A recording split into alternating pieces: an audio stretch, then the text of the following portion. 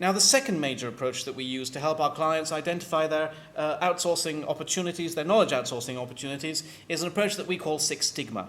Now, Six Stigma sounds like, and of course is related to Six Sigma, in the sense that it's used by organizations which are particularly attracted to quality or process approaches. And what they want to do in these approaches is to drive down their failure rates.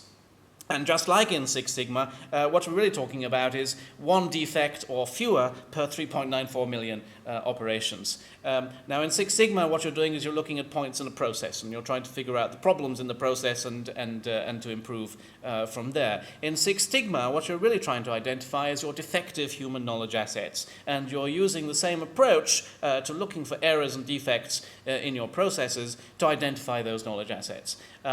Just like Six Sigma, there are 5 main phases. In Six Sigma, you have DMAIC, define your problem, your failure that you're focusing on, measure the failure rates, you analyze and you figure out where the problems are and where the solutions can be. Then you improve, which is the I in DMAIC, and finally you control. You embed your improvements into the organization.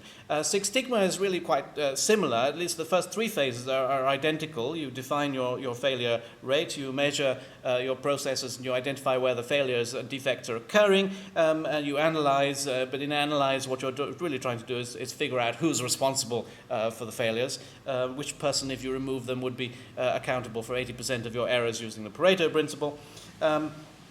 Or which 20% of your HKAs account for 80% of your defects, and then the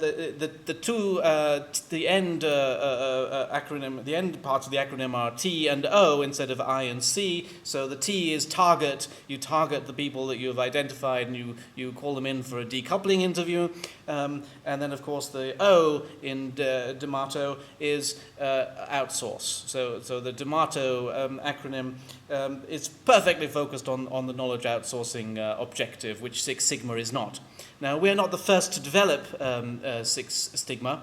As a concept, it was, I think, invented by Dr. Harry Klein of Klein Associates, and the major ideas behind Six Stigma have been extensively developed by David Snowden of Cognitive Edge. But I do believe that apparently KM is the first organization to have fully operationalized the Six Stigma approach. And in fact, we have quite a well-developed program, and we provide comprehensive training at 3 levels of expertise.